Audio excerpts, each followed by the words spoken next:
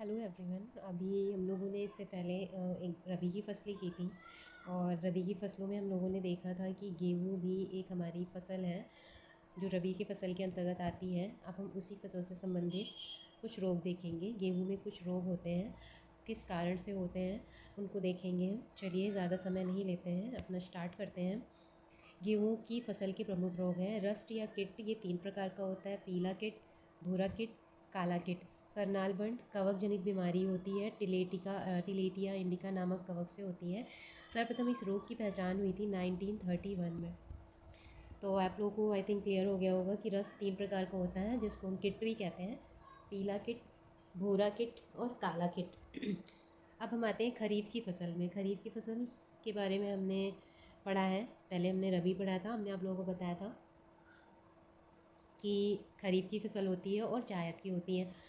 तो हम लोग स्टार्ट करते हैं खरीफ की फसल। अब खरीफ की फसल के लिए भी हम बुआई का टाइम देखते हैं मानसून के आगमन के साथ, मतलब जब गर्मी होती है और बारिश का समय आ जाता है उस टाइम पे हम बुआई करते हैं। उसके बाद कटाई अक्टूबर नवंबर में हो जाती है और अक्टूबर नवंबर में ही रबी की फसलों की बुआई शुरू हो जाती है। अब हमको देखना है कौन कौन सी फसल आती है। धान आता है, ज्वार आता है, बाजरा आता है, मक्का आता है, तिल आता है, मूंगफली और सोयाबीन। ये हमारी प्रमुख फसलें हैं। धान, ज्वार, मक्का, सोयाबीन, मूंगफली, तिल, ये सारी हमारी खरीफ की फसलें हैं। अब खरीफ की फसलों में हम दूसरा मेन देखते हैं चावल, धान। धान के बारे में हम देखते हैं क्या क्या इसकी क्राइटेरिया है। अब देखिए ऐसी जो क्वेश्चंस होते हैं आजकल ज़्यादा आने लगे हैं, कथन कारण करके दे देते हैं या 1 2 3 4 करके दे देंगे, एक सही, दो सही, तीन सही या कोई नहीं सही। तो अभी जो यूपीपीएससी का एग्ज़ाम है वो यूपीएससी का ट्रेंड फॉलो कर रहा है। और अगर जिसने 2024 का यूपीपीसीएस अभी दिया है जो कि दिसंबर में हुआ है, तो उसको पता ही चल गया होगा कि कैसे आजकल के एग्ज़ाम में हमारे यूपी में क्वेश्चंस आ रहे हैं। तो हमें अपनी जो तैयारी है वो इसी आधार पे करनी चाहिए कि हम टफ़ क्वेश्चन भी सॉल्व कर लें सॉरी। तो सबसे पहले हम देखते हैं कि धान कैसी फसल है। धान एक उष्णकटिबंधीय फसल है, मीन्स ये गर्मी की फसल है। उत्पत्ति क्षेत्र हमारा दक्षिण पूर्व एशिया है। आवश्यक तापमान इसके लिए 25 डिग्री से अधिक होना चाहिए। वर्षा 100 सेंटीमीटर से अधिक होनी चाहिए। और भारत की प्रमुख खाद्य फसल है चावल। देखा जाता है कि हमारे यहाँ गेहूँ और चावल की ज़्यादा वैल्यू है। और अगर आप लोगों को पता हो तो गेहूँ और चावल हमारे यहाँ ज़्यादा खाया भी जाता है। बिना चावल के लोगों को खाना नहीं डाइजेस्ट होता है, तो चावल हमारी प्रमुख खाद्य फसल है। पंजाब में, भारत में धान की सर्वाधिक उत्पादकता वाला राज्य हमारा पंजाब है। और चावल का कटोरा कृष्णा गोदावरी डेल्टा को बोला जाता है जो कि दक्षिण भारत में है।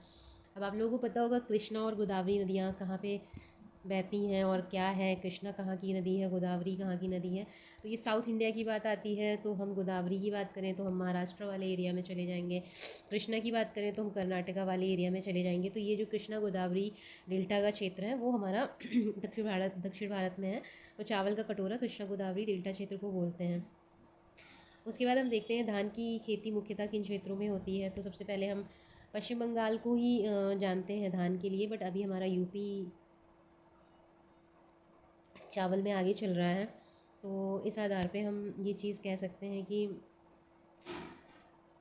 हमारा जो मेन है वो उत्तर प्रदेश को हम रखते हैं, फिर पश्चिम बंगाल हो गया, बिहार हो गया, असम हो गया, महाराष्ट्र हो गया। साउथ में चले जाए तो केरल, तमिलनाडु और आंध्र प्रदेश हो गया। बाकी हमारा जो धान बाहुल्य क्षेत्र है वो हमारा उत्तर भारत का मैदानी है, जो मैदानी इलाका आता है, गंगा गंगा का मैदानी इलाका, तो वो इसी के अंतर्गत आता है। उसके बाद हम देखें कि हमारे उत्पादक राज्य कौन से हैं। तो सबसे पहले अगर हम बात करें तो हमारा उत्पादक राज्य है पश्चिम बंगाल। चावल उत्पादक शीर्ष राज्य है, तो शीर्ष राज्यों में हमारा आ जाता है पश्चिम बंगाल। सेकंड नंबर पे यूपी आ जाता है और तीसरे पे पंजाब आ जाता है, चौथे पे तेलंगाना। तो आप इसको फर्स्ट सेकंड थर्ड करके ही याद करिए। कभी कभी क्रम भी पूछ लेते हैं। अभी हमारा जो एग्ज़ाम हुआ था तो उसमें हमसे क्रम ही पूछा था कि कौन किस राज्य में कौन, मतलब किस नंबर पे है। तो अपनी तैयारी एग्ज़ाम की क्वेश्चन बेस्ड करिए, क्योंकि अगर आप क्वेश्चंस के हिसाब से नहीं चलोगे तो आपके लिए आगे ये प्रॉब्लमेटिक होगा। उसके बाद चावल की खेती के अंतर्गत सर्वाधिक क्षेत्र, देखिए उत्पादन कौन सा राज्य कर रहा है वो अलग चीज़ होती है, क्षेत्र किसके अंतर्गत आता है वो अलग चीज़ होती है। जैसे आपके पास 2 हेक्टेयर है और आप इसमें इसकी जितनी भी उत्पादकता है उसके आधार पे मैक्सिमम प्रोडक्शन कर रहे हो, लेकिन दूसरे के पास 4 हेक्टेयर है और वो 4 हेक्टेयर में प्रोडक्शन 4 हेक्टेयर का है क्षेत्र उसका, लेकिन वो 4 हेक्टेयर में नहीं कर रहा है, वो 2 के ही हिसाब से कर रहा है। तो जब उत्पादन की बात करेंगे, प्रोडक्शन की बात करेंगे, तो उस आधार पे जो राज्य होगा वो पश्चिम बंगाल होगा, ठीक है। लेकिन जब क्षेत्र की बात करेंगे ना, जब क्षेत्र की बात करेंगे कि कितना क्षेत्र है किसके अंतर्गत, तो उस हिसाब से हमारा क्षेत्र होगा यूपी नंबर 1 पे। तो इस चीज़ का ध्यान रखिएगा। कभी कभी हम क्वेश्चंस नहीं पढ़ते हैं सही से, आते हुए आंसर्स हमारे गलत टिक हो जाते हैं। मेरे साथ इस बार हुआ है, तो उस चीज़ का बड़ा जो फ़ील होता है ना, जो गिल्ट फ़ील होता है अंदर से, वो काफ़ी ख़राब लगता है। तो इसलिए एग्ज़ाम क्वेश्चन पेपर में आप क्वेश्चन को काफ़ी कॉन्सन्ट्रेट के साथ पढ़िए, अच्छे से पढ़िए, कई बार पढ़िए। हाँ, I know there is no no more time limit for reading question again and again.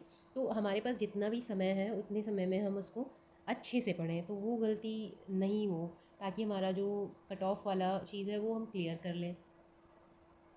तो जब क्षेत्र की बात होगी तो उत्तर प्रदेश पहले पे आएगा, पश्चिम बंगाल सेकंड पे आएगा, उड़ीसा थर्ड पे आएगा। तो इस चीज़ का ध्यान रखना है। उसके बाद धान की किस्में हम देख लेते हैं। धान की किस्में कौन कौन सी होती हैं। धान की किस्में हमारी होती हैं पूसा सुगंध 5, जमुना, करुणा, जया, कांची, जगन्नाथ, कृष्णा, कावेरी, रत्ना और बाला, अन्नपूर्णा,